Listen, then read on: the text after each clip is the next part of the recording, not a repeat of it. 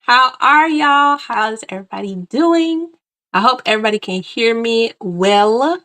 Um, yeah. Good night. Happy Friday. It's Friday, y'all. It is Friday. Friday. I hope everybody has had an amazing day thus far. Um, so I am here. I'm on a new platform, y'all. So just let me know if you are in the chat, if you are joining live. Go ahead and put some comments. Say hi. Say how is you doing? Just let me know, like I said, that you are here so I can see. Because again, this is the first time that I've been on this platform. And I just want to make sure everything is working okay. Everything is working good. I'm also connected to my monitor TV. I call it a TV because honestly, hey, okay, what's up, girl? Okay, I just want to make sure because usually I'm using StreamYard and y'all can see that I'm using a different platform. So I just want to make sure. Okay, so we good. We live. Okay. All right. So tonight, and again, I'm just pulling it up on my thing, make sure that everything is still moving smoothly. Okay, good. Yay. Okay. So as I said, this is a new platform. I'm excited to be here. I'm excited to join y'all tonight. Y'all excuse the hot mess that I look. I'm about to cut off this camera while I go through this presentation. Maybe I'm debating, okay? But my name is Jessica Hudson. I am the CEO of Wealthy Employees. I am so glad to be here tonight. We are going to be talking about some untapped assets that some of you all may have sitting at your old employer. Okay, so some people, we know that what's happening in the job market right now. We know what's happening in the economy. Some people are losing their jobs, unfortunately. Some people are just leaving because of the economy. There's a lot of movement going on, right? And so I just wanted to make sure that everybody understands what is happening when they are leaving, right? That we're not leaving no money behind with the old employer when we move on to the next. Okay. So none of this information is technically financial advice. This is just my advice to you. You do not have to take it. You can do with it as you wish. And so we're going to get started. Okay. Let me know if y'all have any questions at any point in time. Definitely do not be afraid to say that you have questions or put them in the comments. Go ahead and drop them. That's fine. I will stop as I'm going and I will answer your questions as they come in. So making sure that we are maximizing these assets that we have at the old employer, right? This is what it's all about tonight because, again, I know that there's a lot of movement happening in the job market right now, and so many people are so focused on the new job, right? We worried about, okay, how much money we about to be getting, how much what benefits do y'all have, do I have to come into work, am I working remotely? Okay, do I have to deal with anybody? All that good type of stuff, right? So I know that all of those questions are good and dandy when we're looking for a new job, but we also want to make sure when we're doing that exit interview that we're also asking, and making sure that we still have the access to our old assets, right? Because everybody remembers about their retirement accounts, so their 401k, their TSPs. They remember all of those because that's where the big money is usually invested, right? All the other ones that I'm about to talk about are really optional, kind of. And I say kind of because you'll see with the bonus one that I'm gonna share tonight, you'll see why it's kind of optional.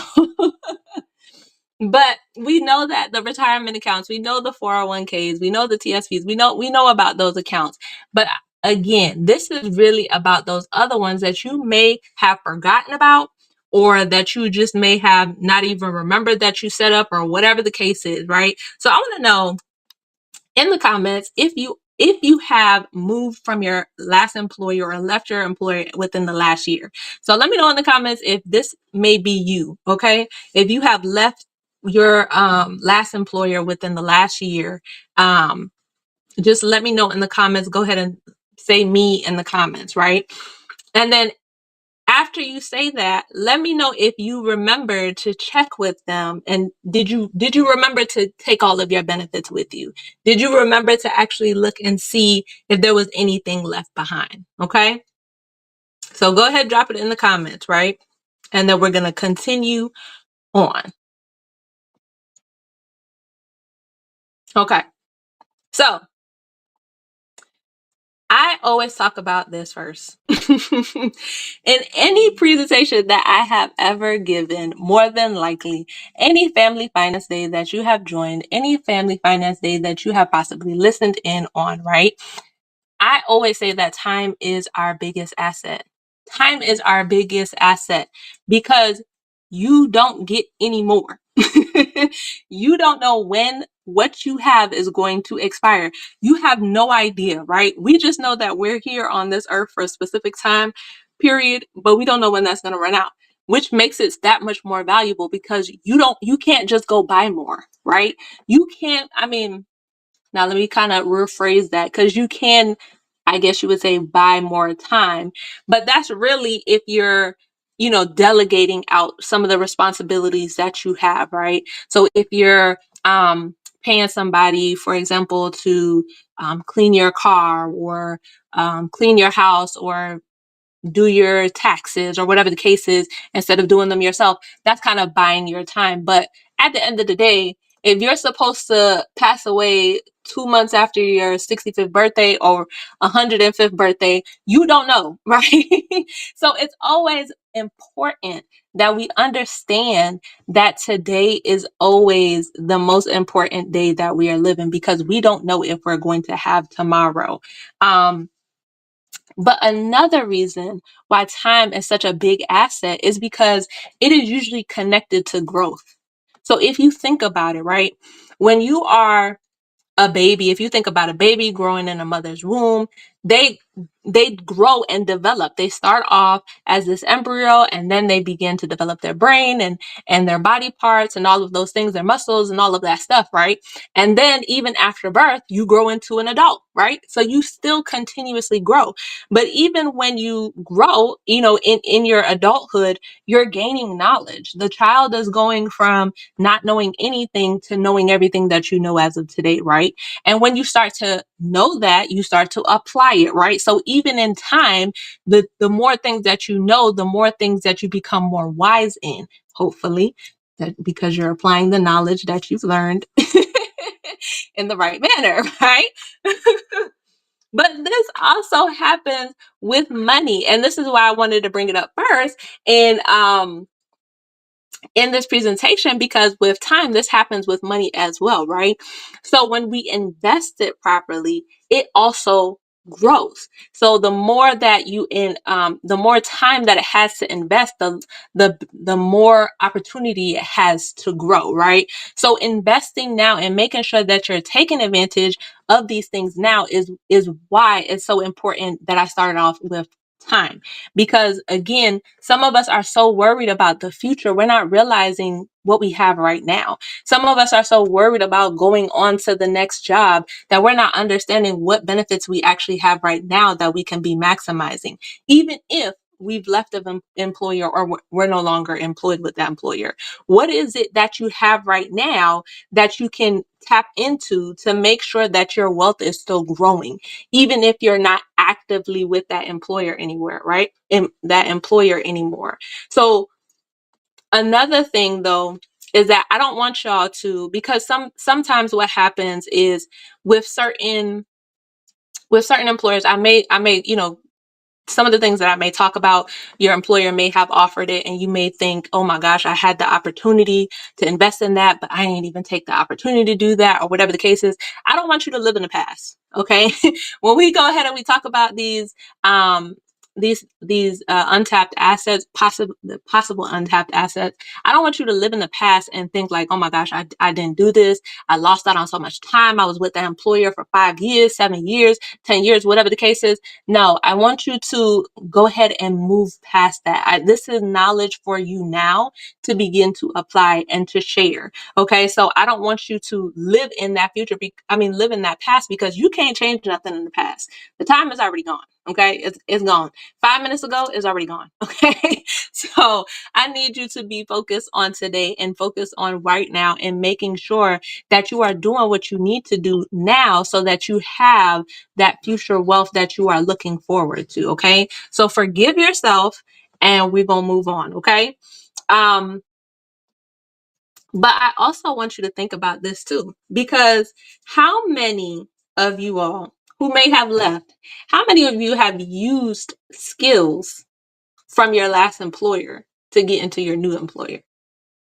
How many of you have used your skill sets to from your last employer to your new employer? Because this is how I want you to start thinking in the future, right? If you do decide to move on from your employer.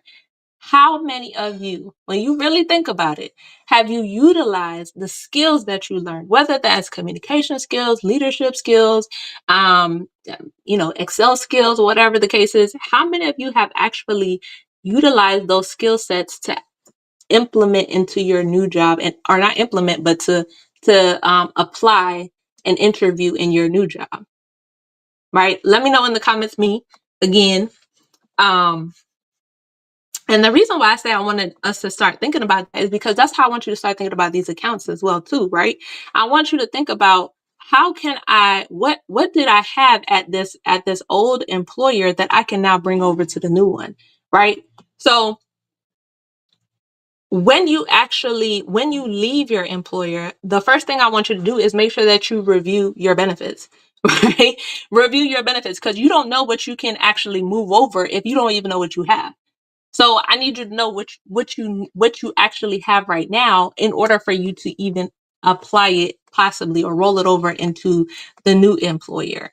So when you leave the company, or when you decide to leave, or if you're thinking about leaving, make sure first and foremost you gather all your documents. Okay, gather at least your last 3, 4, 5 pay stubs. Okay, and your W-2, your last W-2 if it's available. Okay, because I can't tell y'all how many times how many times people ask us to send out their last W-2 or their last 4 or 5 pay stubs because X, Y, and Z, they're trying to now buy a house or whatever the case is. So make sure you gather those documents first and foremost, because then you'll be able to review those benefits. But you also want to have on that exit interview, you want to make sure that you're talking to HR or your payroll. These may be 2 separate departments. Where I work currently, they are 2 different departments. But you can ask, more than likely, it's going to be your HR department about the benefits that you have right now. And what does that mean for you? How are you going to be able to access them, if you'll still have access to them? You can ask them about the administrator of those plans. So let's just say like you have AFLAC or something like that. Is there a representative that you can reach out to now that those benefits, are not going to be, no longer paid by the employee or your employer, or whatever the case is, depending on what the benefit is. But ask if you can have that contact information if you can't find that yourself.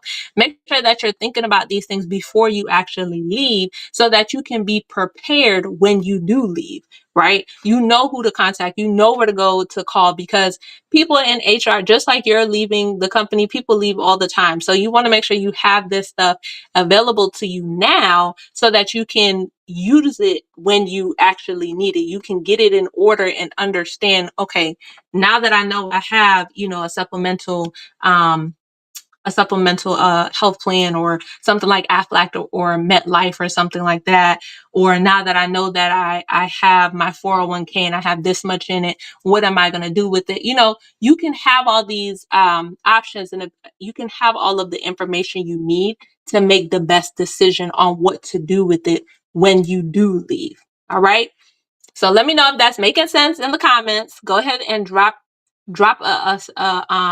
I'm gonna say a star. Go ahead and drop a star in the comments if that's making sense to you. Okay. And if you are still enrolled, if you are, I mean, not still enrolled, but if you are still with the company, and this is not, you're not unemployed as of right now. So any employed employee, anybody who is employed currently, OE is a great time to be reviewing these things too. Making sure that you're reviewing those benefits that you have, making sure that you understand what benefits that you do have, because those are the times that really you have all of the vendors available to you. So if your open enrollment period is coming up, this is a good time to review those benefits. I always say take this time. Don't ever just breeze over open enrollment, be like, oh, I don't need nothing.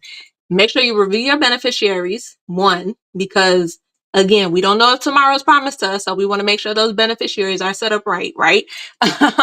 But two, because now you can also be able to see if there's any changes that you need to make in those benefits, so that when you do leave, you know that I have this and this, or whatever the case is, or I know that I'm not going to need this, or I no longer need to pay for this anymore. It's just a good time to review your benefits. So if you are currently employed, make sure you are reviewing your benefits, all of them, during open enrollment. Okay? All of them. So when you leave, right? Most of the time, you're only taking the things that are vested assets. So I don't know if anybody knows what vested assets are, but if you don't, vested assets and funds is right here. The definition is right here. So vested funds are the employer's contributions that the employee owns at the specific time of employment, right? So vested essentially means that anything that your employer contributes on your behalf becomes yours after a certain period of time. So usually, again, when you think about like your 401k or your retirement plan that your company is offering, you may hear this word come up most of the time during this time. Sorry. And what it means is that if the employer is contributing 5% into your 401k through employer matching, then that 5% has a vested investment period until you actually own those contributions. So even though they're going into your account, those contributions are going into your account, they're not yours until they become vested. So for example, your employer may say that after 3 years of working with us, then the funds become the contributions become vested. So that means that you have to work for 3 years with that company before their contributions become yours. Okay. Because usually if you leave the company, not even usually, if you leave the company and you have any unvested funds, they're going to take their money back. They're not going with you. Okay. So anything that you contribute with your dollars is 100% vested because it's your money, right? You utilized it to contribute to purchase it or whatever the case is. So it's yours. Whatever you used it for is yours. But anything that the employer put in on your behalf needs to be vested. And some employers have longer time frames, some employers have shorter time frames. It may be dependent on the plan. So it just depends, right? Could be 3 years, could be 5 years, could be 1, could be 10. It all depends. So definitely make sure that you understand that just because you have $10,000 in your 401k, that don't mean that all $10,000 is coming with you. Okay. It may mean that only 5 is coming with you, or only 8 is coming with you because your employer put in the remainder amount of funds. So, and they're not vested yet. So the next thing that we want to talk about is, what do I do with these vested funds, right? Because you got options. Okay. You have options. You always have an option. You always have an option. So you can either keep it where it is, right? You can keep it with the employer if that's what you think is best, or if that's what best works with and aligns with your goals. You can change it.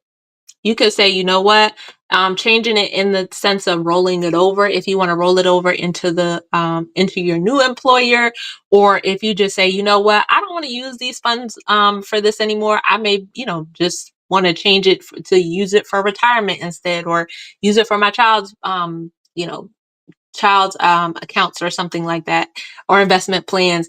Or you could just close it out and cash it out, right? You could just take the money, get taxed, however it works. It all depends on your personal situation, your personal financial goals.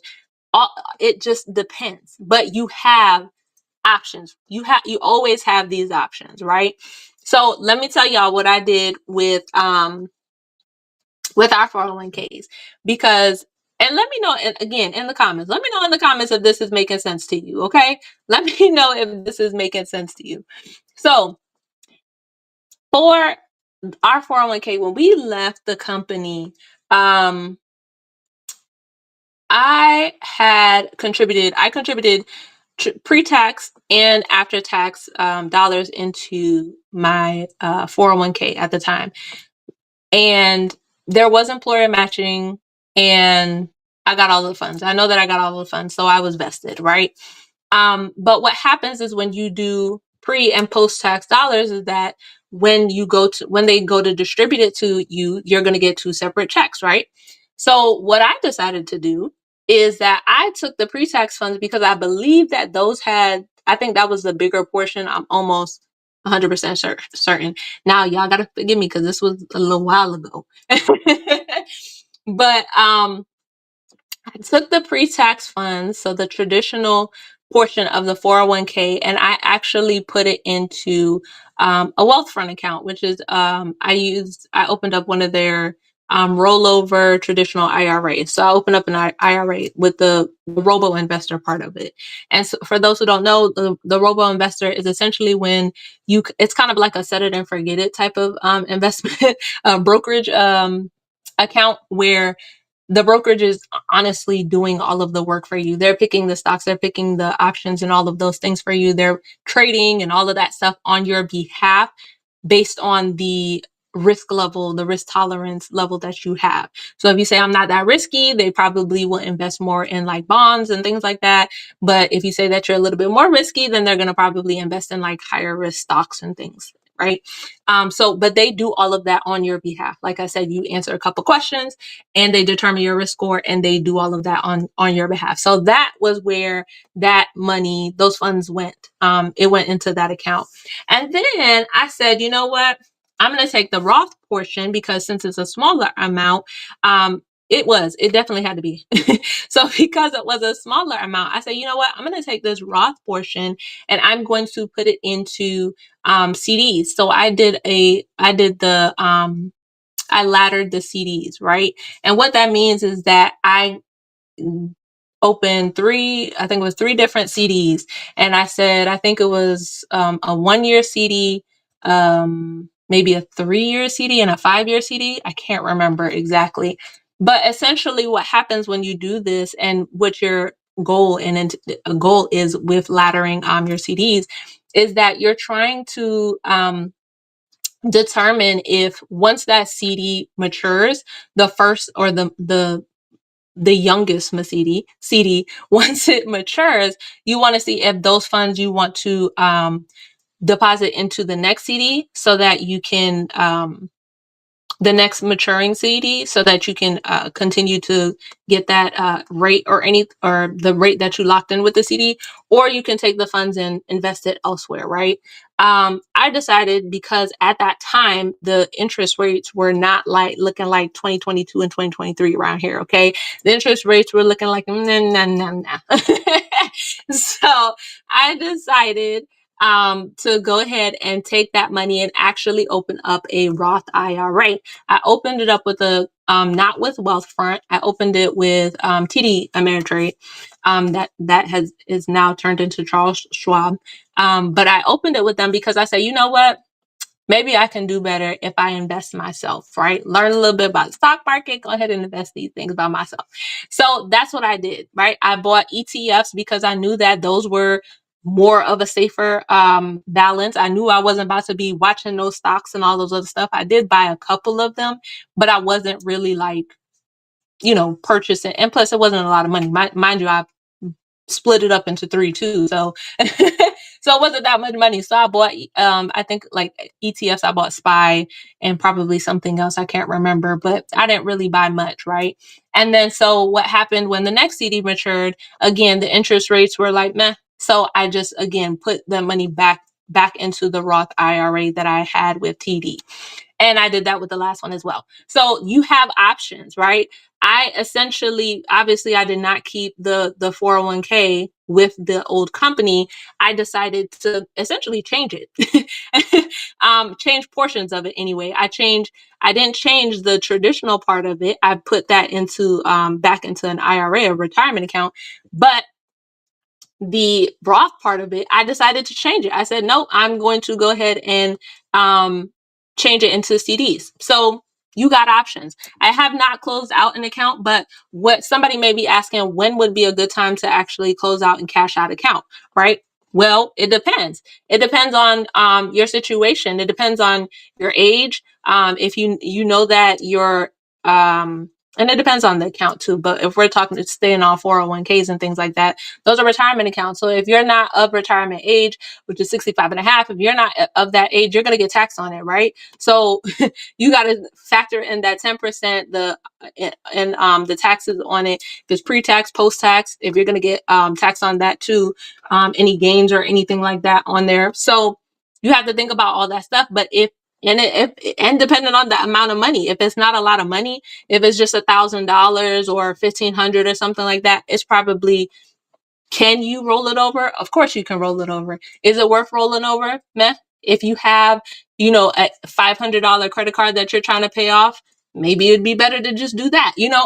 It just all depends on your situations, which is why I always say that y'all have options. Okay. Awesome sauce. So we are going to continue on. Oh, my mouse done got disconnected, y'all.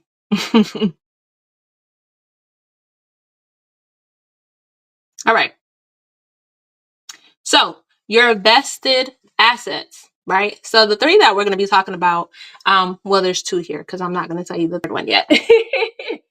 But the three that we're going to be talking about is going to be the health savings account and employee stock. And again, when we get to the end, I'll talk about the last one. But these are the three that we're going to be talking about. Sorry. I just ate before this because I'm like fasting, so I had to make sure I ate. So I ate kind of fast, and that's why y'all keep seeing me like hiccup and stuff. So forgive me, please. But yes, stay to the end so that you can see what the third vested asset that we're gonna go over is, right? But the first thing that we're gonna talk about is the health savings account. Now, on the health savings account, right? The health savings account is a very good account to have if you have it available to you.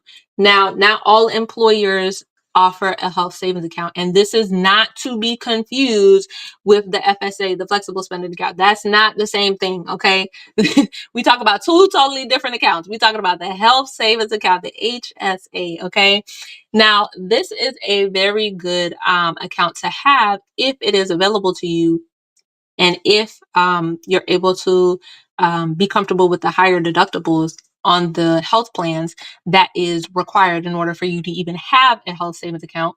But it's a very good plan to have because it's the triple tax threat, if you would say. You have the triple tax bonus, or however you want to call it, right? So essentially, you don't get taxed on any of the contributions that you put into it, right? It's pre-tax dollars. So it lowers your taxability, your taxable income when you, it just lowers your taxable income. So therefore you don't have to pay as much taxes, right? On the earnings that you earn in there, they're tax free. And then the distributions, as long as you're utilizing them for the health purposes, so for qualified health benefits, you don't have to pay taxes on it either. So it's really, really, really, really good, right? And most of the time, your employer also offers, can match it too. So match the contributions in it. One of the things with the health savings account, though, for this year, 2025, so the contribution limits are the 4,300 for, and I'm looking at my notes because I got to make sure, 4,300 for individuals. So for individual plans, and then for family plans, it's 8,550. total between the employer and employer, and your balance is carried forward every year. So that's a good thing. Again, this is not FSA. FSA, they do not carry forward, okay? And after you terminate, you do not get your FSA account. Those are FSAs. We not talk about those. HSAs, you do keep. This is your you can keep this account, and you can roll it over. The balances roll over year to year. You can also make investments in these, right? Oh, and the catch up amount is $1,000 more. So if you're 55 or over, then you can ask to have a catch up amount of $1,000 more, right? But the good thing about this, let me talk about this before you after you leave. So, or not even technically after you leave, if you have the HSA account, you can actually use this for your Medicare premiums. So these premiums are again, if you're eligible for Medicare, you can use your HSA funds for Medicare premiums. And then Cobra, which is when your employer, your ex-employer anyway, offers you to be able to stay on your health plan after you terminate for a certain period of time. I think it's up to like 18 months or so. And I think you can even file extensions after that, depending on your situations. But Cobra, essentially, like I said, is when you're able to keep your health plan with your ex-employer, but you're paying for everything for yourself, right? So if you have an HSA account, you can also pay for that Cobra plan as long as you're unemployed. So that's the caveat. You have to be unemployed. So you have to have unemployment compensation, not just unemployed, but you have, obviously you're not employed with that employer, but you have to have unemployment compensation. So you have to be compensated by the unemployment office, right? In order for you to use the HSA account to qualify as the Cobra payments as a qualified medical expense, right? So the next thing though about this account, which is so awesome, is that you can invest in the stock market with this, right? So even though you put in $4,300 or $4,000 or whatever the case is, right?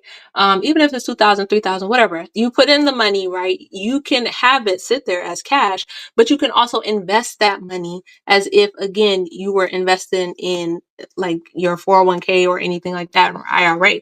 You can invest that money so that it can also grow.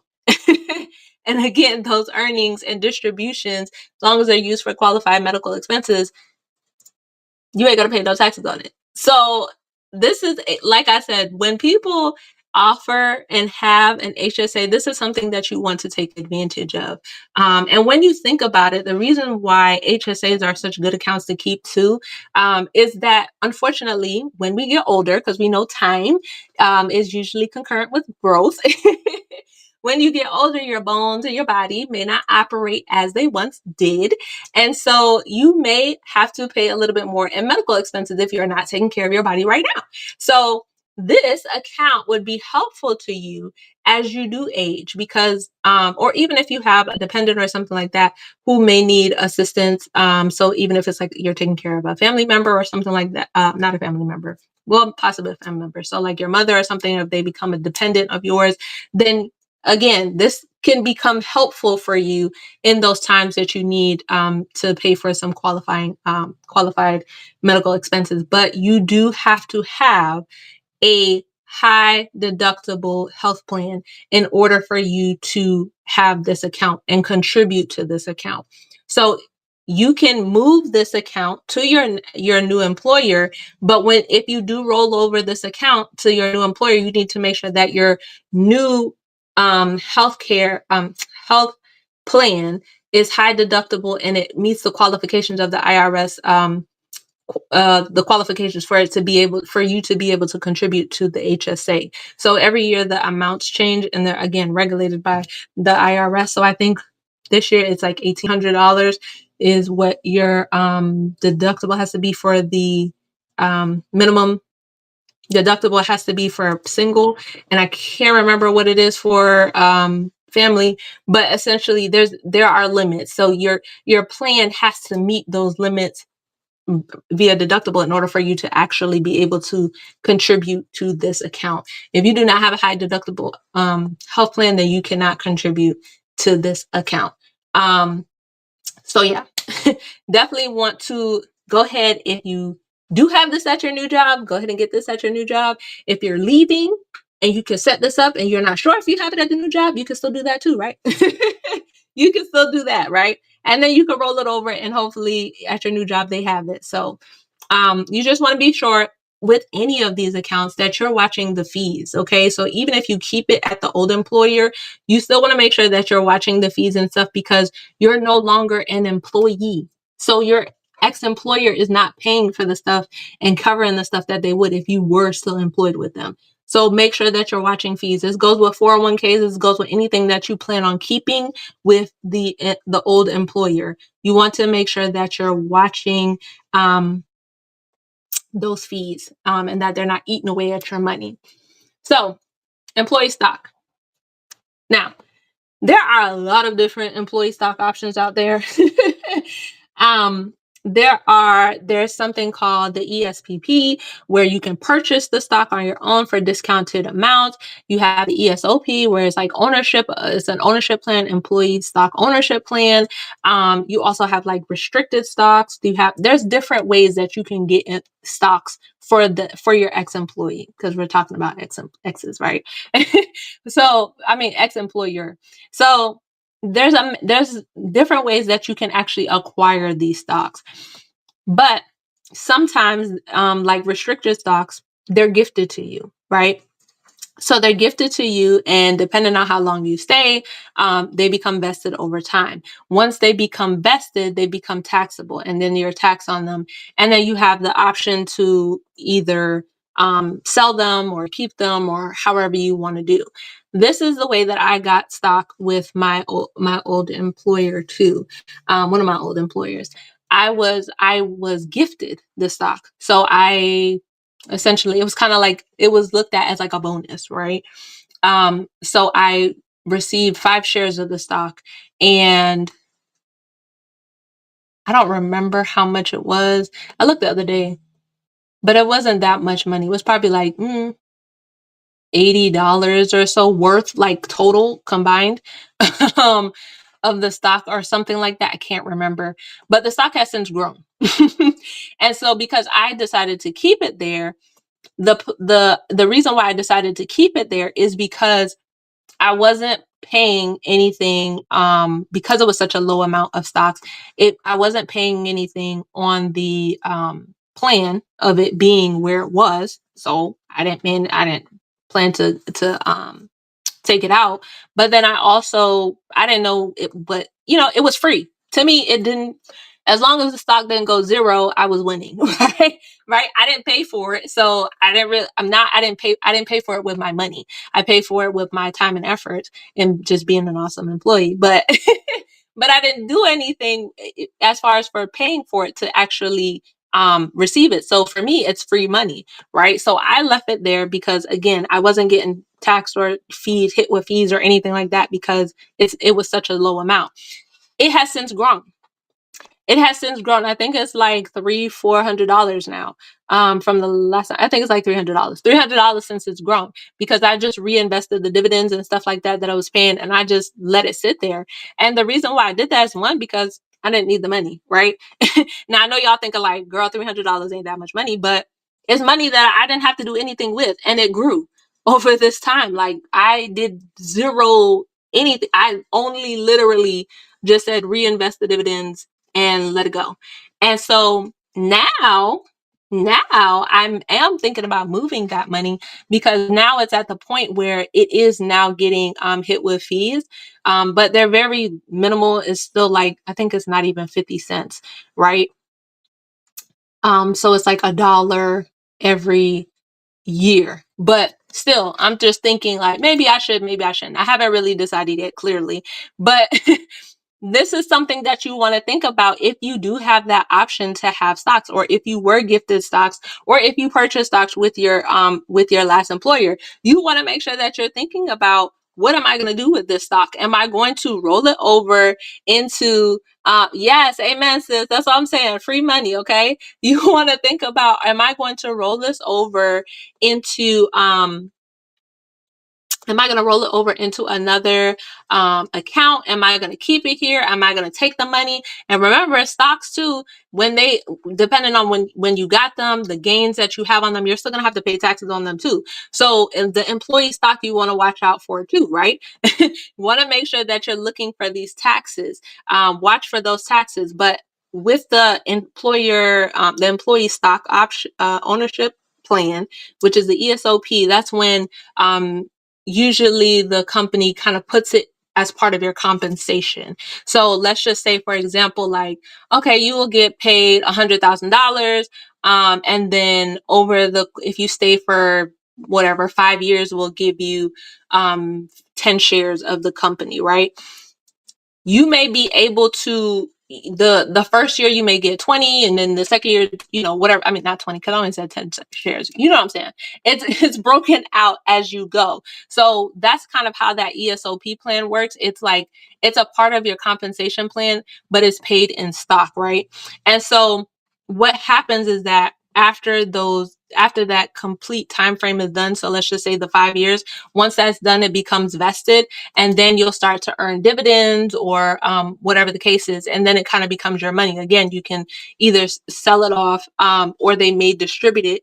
Usually it's distributed once you terminate. You usually can't like sell off those stocks, but because they're part of your compensation. So you usually can't really sell off those stocks until you actually terminate and they're distributed to you. But those you can decide whether or not you want to, depending on the plan. Again, all of these things are up to your employer and the plan, but they may give you the stocks. They may give you the option to actually keep the stock itself and roll it over, or you're able to actually take the distribution from them, buying essentially back the stock from you, and the money that they're giving you, you can roll that over into an IRA for yourself. So you have that option as well. Again, you just have to make sure that depending on how you accumulated the stock, that you're looking at those options.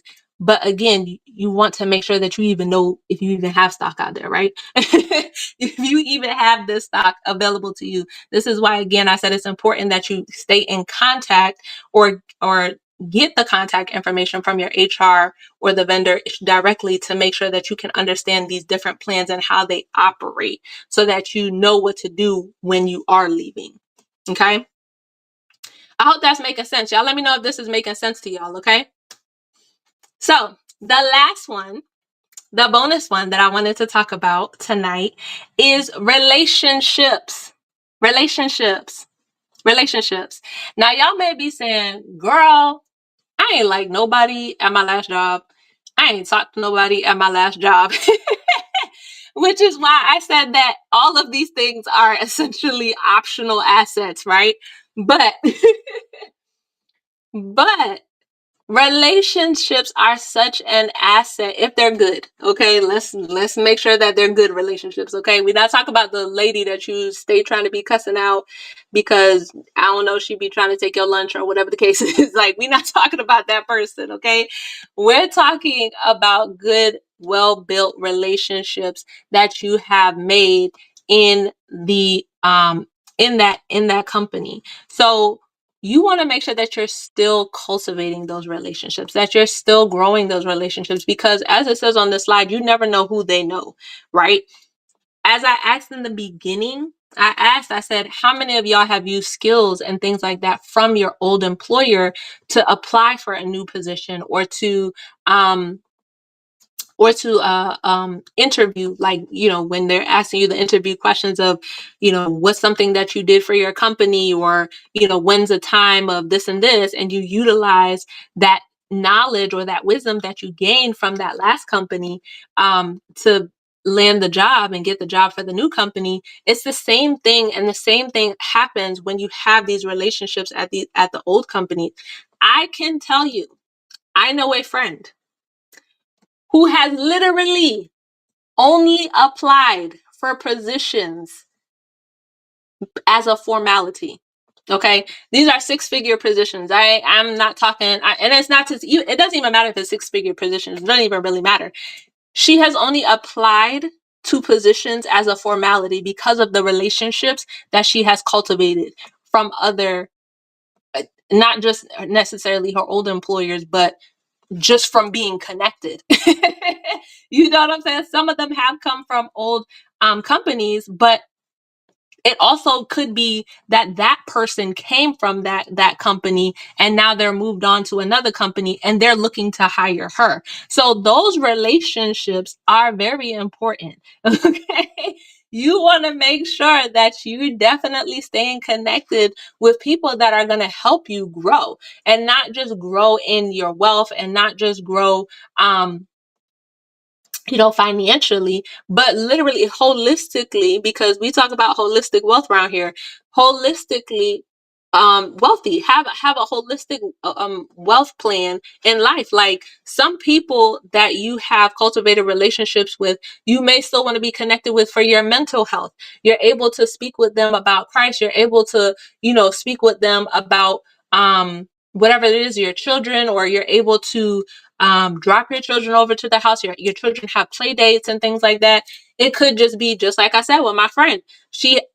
And then that's not to say that she only makes relationships for the, the next company she moves to, but it could be a possibility like that, right? Like, that, this person has moved on to this, or is going to move on to this new company. Let me make sure I continue and stay in contact with them.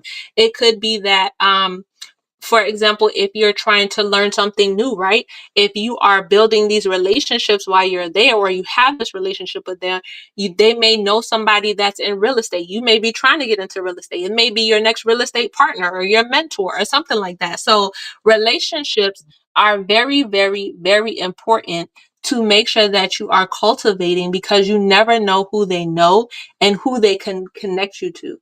Uh-oh. Okay, I froze for a little bit. That's because my phone was trying to update. But but relationships are so important in that aspect, because they can definitely connect you to the next, right? And they can help you grow holistically. So don't ever count out relationships, right? Don't ever count out. Don't ever think that the relationships are not beneficial to you at your old job. Again, you want to be intentional with your relationships and make sure that you're using your discernment, okay? Because we want to be in we want to be in connection with wise counsel.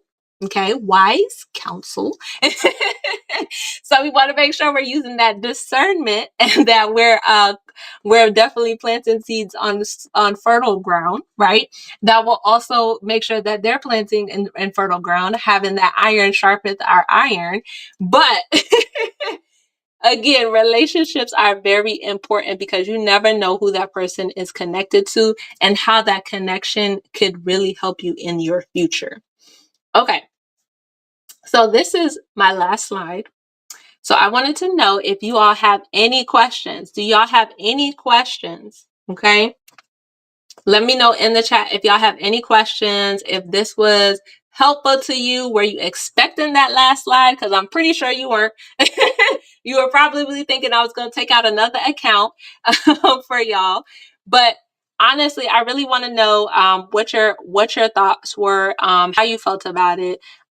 If you are enjoying Family Finance Day, this is not the first Family Finance Day that I have hosted. If you go to our YouTube channel at wealthyemployees.com, you will see that there are multiple Family Finance Days. If you wanted to sign up to make sure that you do not miss the next Family Finance Day, you can do that at wealthyemployees.com/family. Or you can, again, just go to wealthyemployees.com, and there is a tab there as well for you to sign up and subscribe to. There will be a pop-up that pops up and says if you want to go to the next Family Finance Day. Okay, I have a question here. If I left a company 10 years ago, do you think there is still benefits on the table? There possibly may be. Now, depending on what benefits they are, some of them have requirements that they have to distribute it distribute the funds within a certain period of time. So if anything, they may have, and I know that you left just recently. So, so yes, there is a possibility that they still are there, but usually they come in contact with you. Um, Probably within 30 days or so after leaving, because what happens when you leave the company is responsible for letting that vendor know that you have terminated, because obviously your contributions are no longer accounted for. So the vendor or the administrator of whatever the benefit is may be invoicing your company for you and the plan that they're offering, but because you're no longer an employee, the employer, your old employer, has to let them know that, hey, they're no longer here, right? And so at that point, that may take like a month or so, depending on billing. Billing more than likely is on a monthly basis. So usually, probably within a month or two, somebody should have reached out to you. They should have either, whether it be the plan administrator or the employer, they should have reached out to you and said, hey, these terminated, or hey, if you want to continue to enroll, these are available to you, or something like that. Now, again, like I said, certain plans, like the stock options and things like that, they have, depending on how you terminate, they have certain time frames that they have to give you in order to distribute that fund. So they may be able to hold on to the funds for, let's just say, a year, and then after a year they have to distribute it to you. So that is a good question. You may possibly still have benefits there. It just depends on what you enrolled in.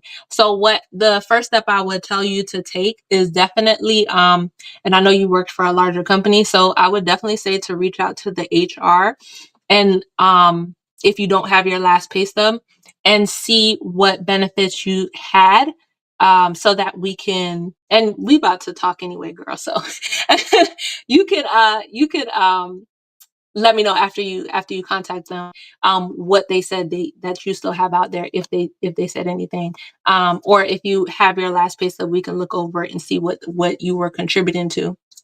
But yeah, usually you'll get a notice from either the vendor or the employer to let you know that you still have something. So if you moved, or if you change address, or whatever the case is, or something happened, that is a possibility why you did not get any information regarding any benefits that you have left over. So it is a good idea to go back and check if you're unsure of what you were contributing to. And then also another good thing, I forgot to mention this. I should have see, I didn't put that in my notes. It was too late last night. But another good thing, what just jogged my memory, is if you did move recently, you can always make sure that you check your state's unclaimed, what is it called? Unclaimed, your unclaimed like assets, essentially. But it's called something. Goodness gracious. I think it's called unclaimed funds. So if you type in your state and then say unclaimed funds, there should be a state website where you can see by your name. I know for Florida, I did this last night. So for Florida, I went out there and I typed in my husband's name, and I typed in my name and my maiden name as well, to see if there was any um, unclaimed funds out there that I may have been missing. Because some people, they may try to send you, or not people, some companies, they may try to actually send out your distribution, but they may have your address wrong.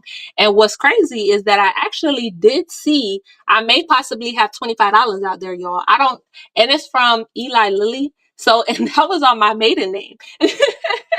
So, and I think the only reason why I think that this is mine, and again, you have to kind of go through a process. You put in your name, you put in your address, your current name, and then your social security, and they as in the state goes and sees if you're a match for it.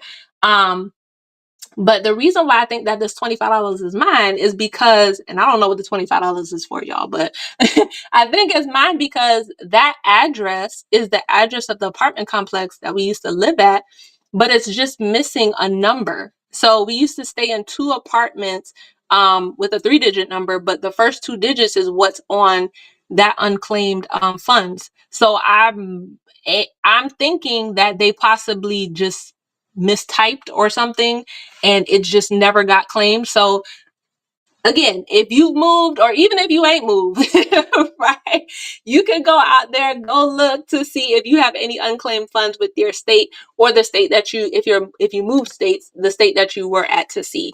But yes, sis, I will definitely, when we talk, definitely remind me to check in with you about that as well, because yeah, I would definitely say go and ask HR to see if there's anything that you